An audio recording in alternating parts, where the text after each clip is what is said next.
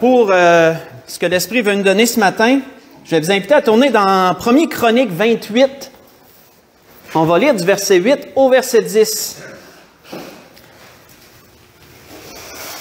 savez, être pasteur, c'est pas toujours évident dans le sens de ce que tu dois amener à l'Église, parce que parfois le Seigneur te donne des choses et tu comprends pas pourquoi il veut donner ça pour ce temps-là. Mais tu dois y aller quand même avec ce que le Seigneur te donne. C'est ça, être pasteur, c'est de faire confiance à Dieu dans la parole qui est donnée, que le Seigneur saura parler au cœur des gens à qui il veut parler à travers toutes choses. Et c'est ça, c'est pas toujours facile d'y aller avec ce que Dieu veut. On va y aller avec ça, parce c'est ce que l'Esprit m'a donné ce matin. 1 Chroniques 28, on va lire du verset 8 au verset 10. Et je vais vous mettre dans le contexte avant de commencer ma lecture. On voit que le roi David, on recule dans l'histoire du peuple d'Israël, le roi David était près de sa mort et le roi David avait pris le soin, dans ses dernières paroles, de réunir les chefs d'Israël. Il avait pris soin de réunir les vaillants héros qu'il avait, les hommes qui étaient de confiance. Il les avait tous réunis, ainsi que son fils, pour leur donner ses dernières paroles, ses dernières recommandations. Ces dernières instructions. On voit qu'il nous est dit, dans 1 Chroniques 28, versets 8 à 10, il dit « Maintenant, aux yeux de tout Israël, de l'assemblée de l'Éternel et en présence de notre Dieu qui vous entend, observez et prenez à cœur tous les commandements de l'Éternel, votre Dieu, afin que vous possédiez ce bon pays et que vous le laissiez en héritage à vos fils, après vous, à perpétuité. » Donc, d'un point de vue général, il s'adresse à toute l'Assemblée, il s'adresse à tous ces vaillants héros, à tous ces chefs, à tous ceux qui étaient là, et il leur recommande, il les exhorte puissamment à continuer à obéir aux commandements de Dieu, à faire ce que Dieu a demandé dans sa loi, selon sa volonté. Il dit, afin que vous soyez heureux. Parce que suivre le Seigneur est synonyme de bonheur. Suivre le Seigneur, c'est de s'attirer sa bénédiction, c'est de s'attirer son approbation, c'est qu'il va être avec toi si tu marches selon ses voies. Et c'est ce que David souhaitait pour le peuple d'Israël, premièrement. Mais ensuite, David se tourne vers son fils, qui était sûrement plus près de lui, et il lui dit, à partir du verset 9, il dit, « Et toi, Salomon, mon fils, connais le Dieu de ton père, et sers-le d'un cœur dévoué et d'une âme bien disposée, car l'Éternel sonde tous les cœurs et pénètre tous les desseins, toutes les pensées. Si tu le cherches, il se laissera trouver par toi. Mais si tu l'abandonnes, il te rejettera pour toujours. Considère maintenant que l'Éternel t'a choisi afin que tu bâtisses une maison qui serve de sanctuaire. Fortifie-toi et agis. » On va arrêter ici. On voit, frères et sœurs, que par la suite, après avoir adressé un message général à toute l'Assemblée, David se tourne vers son fils et il lui dit quelque chose, un message qui s'adresse vraiment juste à lui. Il dit, « Mon fils, il dit, apprends à connaître le Dieu de ton père. Apprends à connaître Dieu. » Il dit, « Apprends à connaître Dieu. » Puis il lui donne une raison. Il dit, « Sers-le d'un cœur bien disposé. » D'un homme bien disposé, d'un cœur dévoué. Il dit parce que Dieu sonde tout. Dieu sonde tout. Il sonde les cœurs.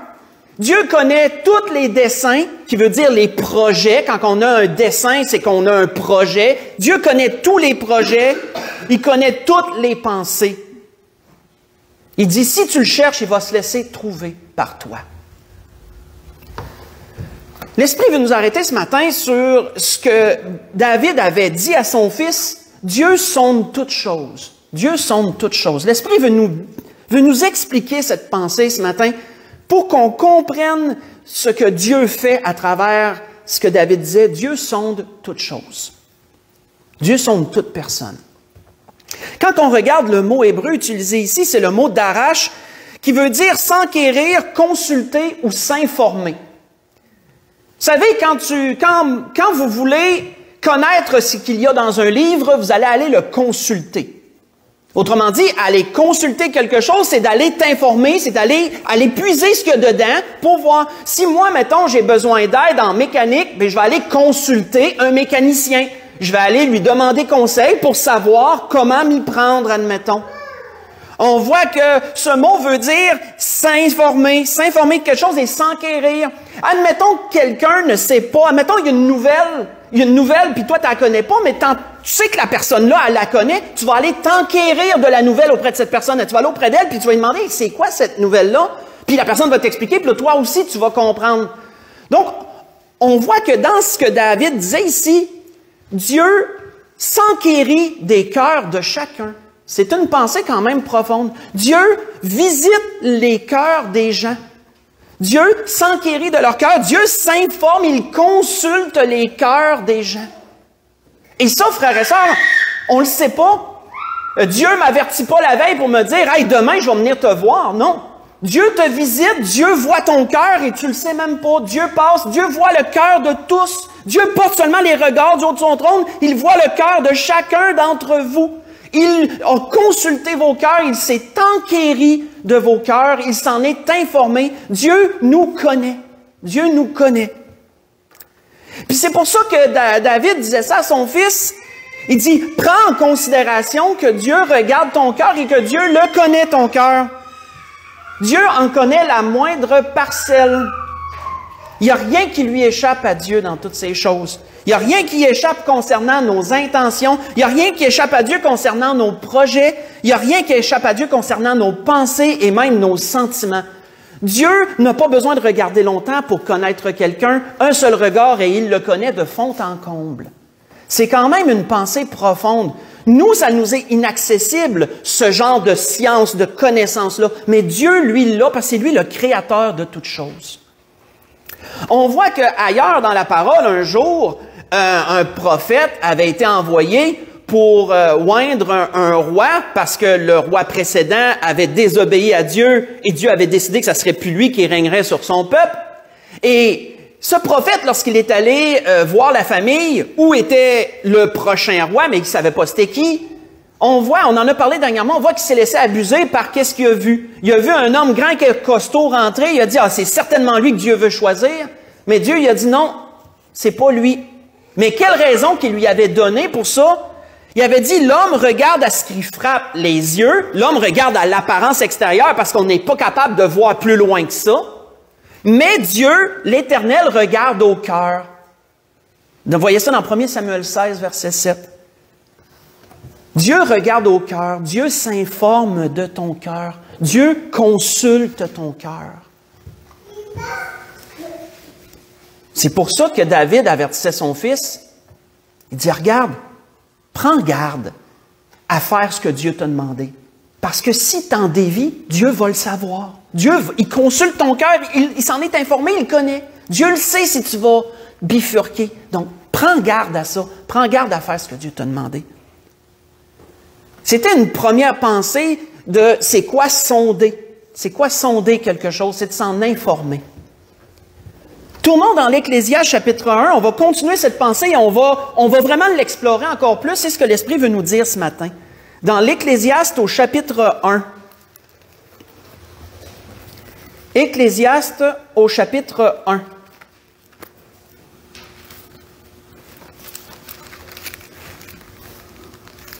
On va lire du verset 12 au verset 14. L'Ecclésiaste, chapitre 1, verset 12 au verset 14.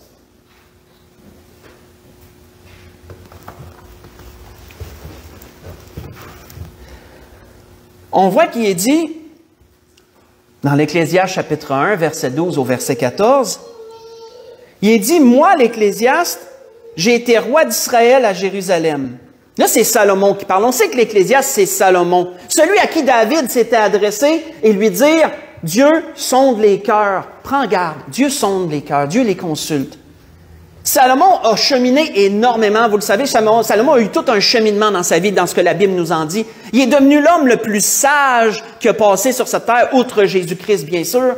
Il est devenu l'homme le plus sage. Et Salomon a tellement laissé d'enseignements pour nous à consulter. Et ici, dans ce début de livre qu'il a écrit, qui est le livre de l'Ecclésiaste, on voit qu'il dit, « Moi, l'Ecclésiaste, j'ai été roi d'Israël à Jérusalem, et j'ai appliqué mon cœur à rechercher et à sonder par la sagesse tout ce qui se fait sous les cieux. » C'est là une occupation pénible à laquelle Dieu soumet les fils de l'homme. « J'ai vu tout ce qui se fait sous le soleil, et voici, tout est vanité et poursuite du vent. » On va arrêter ici. Qu'est-ce que Salomon nous disait ici en disant, « Moi, j'ai regardé, j'ai recherché et j'ai sondé tout ce qui se fait ici-bas. » Qu'est-ce qu'il voulait dire par là? Quand on regarde le mot hébreu ici pour sonder, il y a beaucoup de variantes. Le mot sonder a beaucoup de variantes en hébreu, c'est ce que j'ai pu comprendre. Le mot hébreu est tour, qui veut dire chercher, rechercher, explorer. Donc, explorer, c'est de découvrir ce que tu connais pas. Hein? Salomon, c'est ce qu'il a dit qu'il a fait. Salomon a recherché, il a exploré ce qui se fait sous les cieux, il a sondé les choses pour comprendre, pour les comprendre et découvrir les choses ici-bas. Quand on y pense, frères et sœurs, ça, c'est quelque chose qui est inné dans chaque être humain, de vouloir sonder ce qui est autour de lui. Si l'homme a développé la science, c'est justement dans ce but-là. Parce que c'est quoi la science? La science, c'est le but de comprendre l'environnement qui nous entoure dans toutes choses. Le but de tester, d'éprouver, d'explorer pour comprendre comment ça fonctionne. La science, c'est ce que ça fait. L'homme a découvert la science. Pourquoi? Parce qu'il sonde son environnement. On voit que si l'homme explore la mer dans ses profondeurs, c'est dans ce but-là. Si l'homme, il veut continuer à découvrir ce qu'il ne connaît pas, vous savez, sur cette terre, on pense tout connaître de notre belle planète, mais on ne connaît pas grand-chose. La profondeur des mers, on la connaît même pas encore. On ne sait même pas encore ce qu'il y a dans les plus profondes de la mer, la plus profonde, on ne le sait même pas encore parce qu'on n'est pas capable de se rendre là, on n'a pas la technologie pour aller jusqu'au fond. Il y a tellement de choses à découvrir. L'homme continue de découvrir tout le temps. Pourquoi? Parce qu'il sonde son environnement. C'est normal à l'être humain de vouloir sonder les choses autour de lui, de vouloir explorer et découvrir. Si on fait des voyages, si on décide, « Hey, moi, j'aimerais ça aller en Jamaïque, moi, j'aimerais ça aller en République dominicaine. » Pourquoi on fait un voyage? C'est pour sonder notre environnement. C'est pour explorer des endroits, des cultures qu'on ne connaît pas, découvrir des nouvelles choses. C'est ce que Salomon disait. « J'ai sondé ce qui se fait sous le soleil. » Dès notre jeunesse, remarquons cela, dès notre jeunesse, on développe ce désir de sonder ce qui nous entoure. On veut découvrir, on veut apprendre, et c'est normal de vouloir faire ces choses. On veut grandir intellectuellement, et c'est sain d'agir ainsi. On veut comprendre le monde qui nous entoure. Salomon dit que Dieu a soumis tous les fils de l'homme à cet exercice-là. C'est ce qu'il dit. Salomon reconnaissait que Dieu a soumis les fils de l'homme à tout cet exercice-là. Dieu veut que nous aussi, on sonde. Dieu nous sonde. Dieu veut qu'on sonde aussi notre environnement, puis qu'on découvre et qu'on grandisse intellectuellement. On voit que Pierre a dit un commentaire intéressant et ça nous amène aussi à une autre chose que l'homme fait à travers cette définition de sonder. Pierre a dit ceci, il dit les prophètes qui ont prophétisé, touchant la grâce qui vous était réservée, ont fait de ce salut l'objet de leur recherche et de leur investigation, car ils voulaient sonder les époques et les circonstances marquées par l'Esprit de Christ qui était en eux. Voyez ça dans 1 Pierre, chapitre 1, versets 10 et verset 11. Ceux qui ont prophétisé à propos de Jésus-Christ, ceux qui ont parlé de sa venue prochaine, ceux qui ont parlé de son sacrifice, on en a parlé dernièrement de ces choses à travers des souffrances de Christ, si vous vous souvenez, ceux qui ont prophétisé sur Jésus, qui ont parlé de lui, et ce n'était pas pour leur temps, qu'est-ce qu'ils voulaient faire? Il y avait ce but, il y avait ce désir de comprendre l'avenir. Ils ont voulu sonder les époques, ils ont voulu sonder les circonstances. Ils voulaient comprendre quand est-ce que ça arriverait, ça. Pourquoi? Parce que l'homme a ce but de sonder son environnement, même de sonder l'avenir. L'homme veut savoir ce qui va se passer plus tard. C'est une curiosité qu'on a toutes. On voit d'ailleurs que si on a des gens qui se disent futurologues, ça existe en passant, c'est un vrai métier, entre guillemets, Des gens qui, leur but, c'est de regarder les tendances actuelles puis de dire où c'est que l'humanité va être dans 5 ans, dans 10 ans, où c'est qu'on va être rendu au niveau technologique, au niveau culturel, etc. Puis il y en a qui sont vraiment bons, puis que malgré que c'est des hommes, ils réussissent quand même à savoir qu'ils sont quand même corrects dans leur analyse, là. Pourquoi? Parce qu'ils ont le but de sonder les temps. Ils ont le but de sonder les temps et de savoir ce qui va se passer plus tard.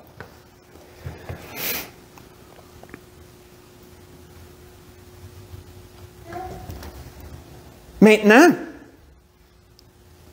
on continue avec le bagage que le Seigneur nous donne. On va aller dans le psaume 139. Dans le psaume 139. Le Seigneur est en train de donner un bagage d'informations sur ce thème qui est de sonder.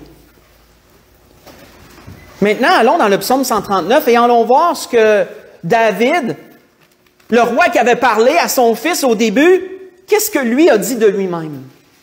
Qu'est-ce que lui a dit de lui-même? Dans le psaume 139, si on lit de verset 1 au verset 4.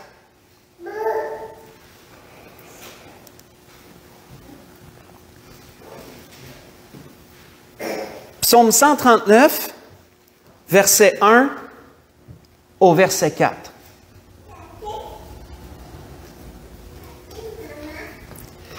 Il dit, au chef des chantres de David, psaume, Éternel, il commence comme ça. Éternel, tu me sondes.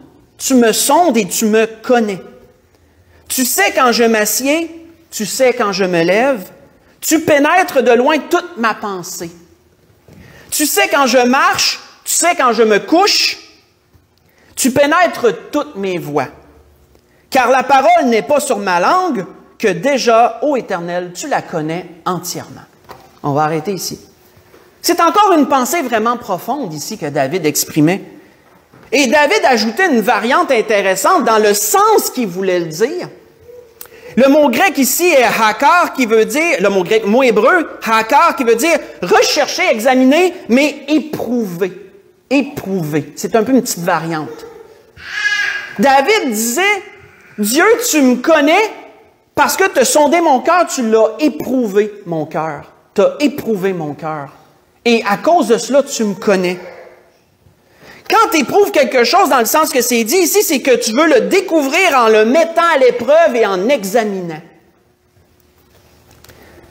Un exemple que je peux vous donner pour comprendre la pensée, si vous allez la lire pendant la semaine, c'est lorsque Jonathan s'était fait dire par David, « Ton père, il veut ma mort. » Jonathan ne croyait pas, il dit, « Voyons donc, il dit, mon père, il ne peut pas être rendu là. » Puis Jonathan, il a dit quelque chose à David, il dit, c'est correct, il dit, à soir, je vais sonder mon père. Je vais sonder mon père, puis je vais savoir si ce que tu me dis, c'est comme ça. Vous voyez ça dans 1 Samuel 20, verset 12. Et il a posé des questions à son père concernant David, puis il a vu les réactions, puis il a dit, OK, c'est vrai. Il l'a sondé, il l'a éprouvé, puis il a examiné la résultante, il a vu quelque chose. Un autre bon exemple, c'est la reine de Séba qui est allée voir Salomon, parce qu'elle avait entendu parler de sa grande sagesse. Et la Bible nous dit qu'elle l'a éprouvé par toutes sortes de questions. Le même mot est utilisé. Elle l'a éprouvé par toutes sortes de questions et il n'y a rien qui n'a pas su y répondre, de sorte qu'elle était épatée par sa sagesse. Vous voyez ça dans 2 Chronique 9, versets 1 à 12. David réalise que parfois Dieu nous fait traverser des choses.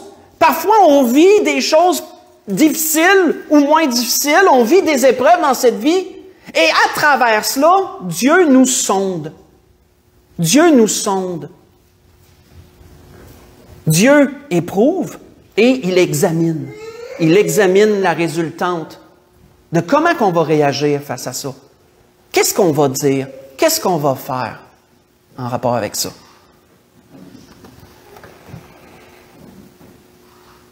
Et c'est entre autres, frères et sœurs, pourquoi David disait « Oh Dieu, tu me sondes et tu me connais. » Dieu nous connaît tellement. On peut, vous savez, on peut pas croire. Ça se peut que quelqu'un dise « Moi, je crois pas en Dieu. » Mais ça n'empêche pas Dieu d'exister, puis ça n'empêche pas Dieu de le connaître pareil, la personne. Parce que Dieu l'a sondé. Dieu l'a sondé, Dieu l'a éprouvé, Dieu l'a examiné. Il la sonde et la connaît. L'homme aussi, frères et sœurs, dans ses capacités plus limitées, Lui aussi, l'homme veut sonder les gens qui les entourent. On voit d'ailleurs qu'il y a une recommandation qui nous est dite dans les Écritures en ce sens. Bien-aimés, n'ajoutez pas foi à tout esprit, mais éprouvez les esprits, sondez-les. Éprouvez les esprits pour savoir s'ils sont de Dieu, car plusieurs faux prophètes sont venus dans le monde. 1 Jean, chapitre 4, verset 1. Saviez-vous que dès notre jeunesse, on sonde les gens qui nous entourent? Dès notre jeunesse, les enfants sondent les parents. Ils les sondent comment? En les éprouvant. À toutes sortes de façons, ça peut être intentionnellement ou pas intentionnellement, par leurs actions, ils sondent les parents et par les réactions que les parents ont, l'enfant apprend à connaître ses parents. Il apprend à savoir comment ils sont. Si je fais telle chose, il va agir de telle façon. Si je dis telle chose, il va réagir de telle façon. Les enfants, c'est comme ça qu'ils apprennent à connaître et à comprendre leurs parents. Et les gens qui les entourent, ils sondent. Ils sondent. On peut comprendre des fois pourquoi des enfants nous disent des choses, puis on est « Wow, attends une minute, là. On doit remettre les pendules à l'heure, on doit mettre des... » Puis là, l'enfant comprend. OK, c'est ça la limite, là. Il a sondé, il a vu, OK, il faut pas aller plus loin que ça, mettons. Et on le fait, frères et sœurs, nous aussi, avec nos collègues de travail. On peut le faire avec les gens qui nous entourent. Quand on a quelqu'un qui est devant nous, puis qu'on veut savoir à qui qu'on parle, qu'est-ce qu'on va faire? On va le sonder. On va lui poser des questions, puis on va regarder ses réactions, puis... On a aussi cette tendance-là, dans nos limites, de vouloir sonder les gens qui nous entourent. Dieu, frères et sœurs, nous sonde. Dieu nous sonde, lui aussi. Dieu nous sonde. Et on a beau pas croire en Dieu, Dieu, lui, il nous connaît, puis il nous comprend. Il nous connaît. Oui. Dieu nous sonde. Et Job a posé un jour une question intéressante en rapport avec ça. Job a posé une question à ses amis. Il a dit, « Si Dieu vous sonde, vous approuvera-t-il ou le tromperez-vous comme on trompe un homme? » Dans Job, chapitre 13, verset 9. Vous savez, on est capable, nous, d'être hypocrites, malheureusement. On est capable parfois de cacher ce qu'on pense vraiment ou de cacher ce qu'on veut vraiment dire d'une façon que la personne en avant de nous s'en rendra peut-être pas compte. Mais peut-on tromper Dieu? Peut-on tromper Dieu? Non. Parce que si Dieu te sonde, Dieu te connaît. Dieu te connaît entièrement. Dieu te connaît entièrement. Si David, frères et sœurs, avait exhorté son fils dans la façon qu'il l'a exhorté, c'était parce que, premièrement, il voulait l'avertir de s'efforcer de garder un cœur bien disposé et d'être dévoué à Dieu, parce que Dieu le sonde, Dieu le connaît, Dieu le sait. Dieu sait ses desseins, il connaît ses pensées, il sait vers où les choses vont aller. Fait qu'il dit, efforce-toi de garder une bonne disposition envers Dieu. Efforce-toi. Mais David reconnaissait aussi que si Dieu l'avait sondé lui, c'était pour...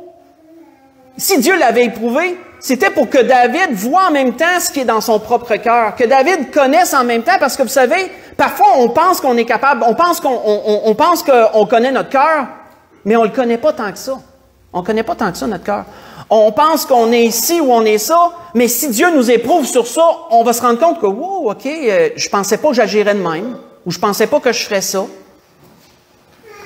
Si Dieu sonde, Dieu fait ressortir à la surface des choses, et tous peuvent le voir, toi tu peux le voir, et les gens peuvent le voir. Dieu nous sonde, frères et sœurs. Dieu nous sonde de bien des façons. Avant d'aller à la conclusion, allons voir ce que David disait. On est toujours dans le psaume 139, mais on va aller versets 23 et 24. On va aller à la fin du psaume, parce que David avait reconnu quelque chose à travers cette pensée de sonder. David avait reconnu quelque chose.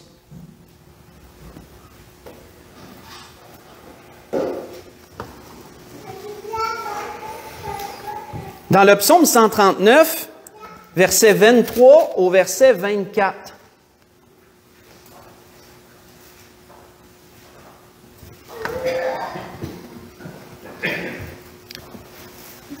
David disait, « Sonde-moi, ô Dieu, et connais mon cœur. » Ça, c'est lui qui le demande, là. C'est lui qui le demande. Sonde-moi, ô Dieu, et connais mon cœur, éprouve-moi et connais mes pensées. Regarde si je suis sur une voie droite et conduis-moi sur la voie de l'éternité. David comprenait ce besoin parfois que Dieu nous sonde, nous éprouve, parce qu'à travers ça, David pouvait comprendre ses faiblesses, David pouvait voir là où il manquait, et il a dit, ben c'est bon que Dieu me sonde de cette façon-là, c'est bon que Dieu voit le cœur comme il est et qu'il me le montre, de sorte que je peux voir qu'est-ce que je dois redresser, je peux voir ce que je dois améliorer, et je peux servir le Seigneur d'une meilleure façon ainsi. C'est une pensée profonde.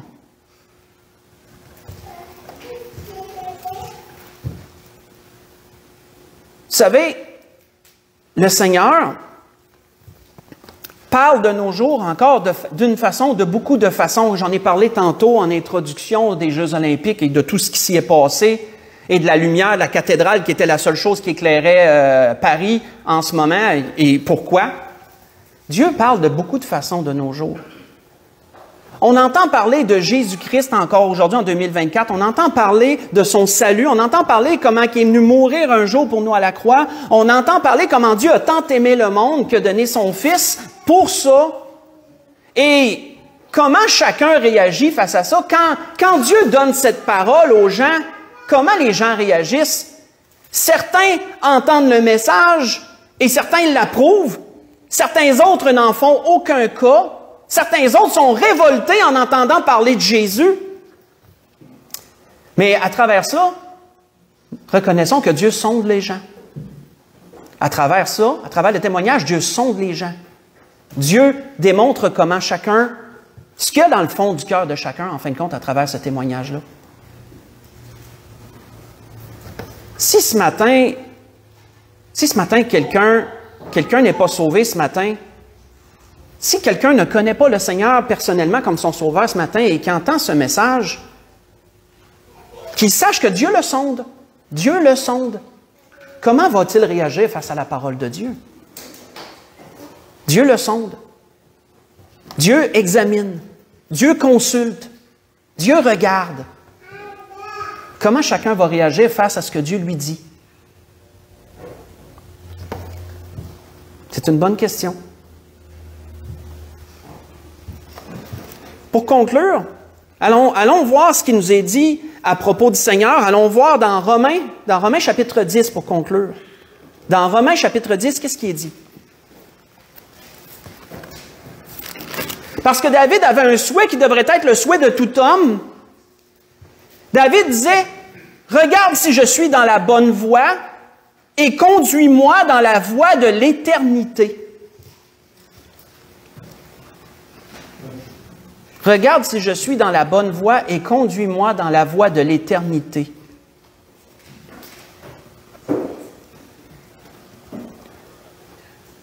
Sommes-nous dans la bonne voie? Romains chapitre 10, versets 8 à 11. Sommes-nous dans la bonne voie? Je sais que j'ai vu des regards et oui, c'est ça. J'ai vu des regards en haut de moi. Je m'en étais pas rendu compte sur le coup, exactement. Mais on voit qu'il dit quoi dans Romains chapitre 10, versets 8 à 10? Il dit, que dit-elle donc la parole de Dieu? Hein? Que dit-elle? La parole, elle est près de toi, dans ta bouche et dans ton cœur. Rattachons ça à ce que l'Esprit nous dit ce matin. La parole, elle est près de toi, dans ta bouche et dans ton cœur. Qu'est-ce que David disait à Salomon en introduction? Si tu le cherches, Dieu se laissera trouver par toi. Pourquoi? Parce que Dieu te connaît. Dieu t'a sondé. Il t'a sondé. La parole, elle est près de toi. C'est pas difficile de recevoir Jésus comme son Sauveur et Seigneur. C'est pas difficile de lui donner ta vie et de l'accepter et d'avoir ce salut éternel qu'il offre. Dieu te sonde ce matin. Qu'est-ce que tu vas faire? Il est dit, si tu confesses de ta bouche le Seigneur Jésus, si tu crois dans ton cœur que Dieu l'a ressuscité des morts, tu seras sauvé. Car c'est en croyant du cœur qu'on parvient à la justice, c'est en confessant de la bouche qu'on parvient au salut, selon ce qui est dit, quiconque croit en lui ne sera point confus.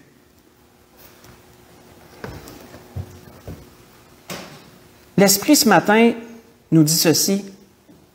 Si quelqu'un s'est éloigné des voies du Seigneur, si quelqu'un a connu le Seigneur et s'en est éloigné, et qui entend cette parole ce matin, qu'il sache que Dieu le sonde. Dieu le sonde. Que fera-t-il avec ça? Dieu éprouve par les choses qu'il dit. Qu'en ressortira-t-il? Dieu le sait déjà, puis lui, il va le découvrir ainsi que nous tous. Si quelqu'un entend sa parole ce matin qui n'est pas sauvé, Dieu le sonde. Dieu le sonde. Qu'est-ce que ça va donner? La personne le sait, Dieu le sait aussi. L'Esprit a voulu nous parler de ce sujet ce matin, dans toutes ces choses. La grâce que je nous souhaite à tous, comprenons que même si nous, on ne connaît pas tout de Dieu et qu'on en connaît même infiniment peu, malgré parfois qu'on a entendu sa parole depuis 30 ans, 40 ans, on a tellement à découvrir sur Dieu encore. On a tellement de choses, comme Salomon disait, à explorer, à découvrir, à comprendre sur la grandeur de Dieu. Mais sachons que Dieu, lui, il nous connaît. Dieu nous a déjà sondés, Dieu nous connaît tel qu'on est. Dieu nous connaît tel qu'on est. Mais Dieu, la bonne nouvelle, c'est que Dieu veut se laisser découvrir. Ça, c'est merveilleux, ça. Dieu veut se laisser connaître. Tout ce qu'il faut, c'est d'aller à lui. Tout ce qu'il faut, c'est d'accepter son Fils comme notre Sauveur et Seigneur et d'entreprendre cette relation avec Dieu qu'il désire tant. Et Dieu va se faire connaître à travers cela. Dieu va se laisser connaître. C'est à nous de faire les premiers pas et Dieu fera le reste. La grâce que je nous souhaite à tous, et pendant le dernier cantique, je vais me tenir en avant, et si quelqu'un ce matin a été sondé dans son cœur et qui reconnaît que oui, moi, je crois en Jésus-Christ, je crois qu'il est le Sauveur du monde, et je veux, comme il est écrit, je veux l'accepter, je veux le confesser de ma bouche, ben il y aura l'occasion de le faire, il y aura juste à venir me voir, et dire qu'il veut entreprendre cette relation avec Dieu à travers Jésus-Christ. Dieu nous sonde ce matin. Mais sachons qu'une chose, c'est que Dieu nous connaît. Dieu nous connaît. Et c'est réconfortant. Il ne faut pas prendre ça mal. C'est réconfortant que Dieu nous connaisse comme ça. Et c'est merveilleux. Et Dieu veut se laisser découvrir lui aussi. C'était ce qu'il voulait nous dire ce matin dans toutes ces choses. On peut se lever pour un dernier cantique.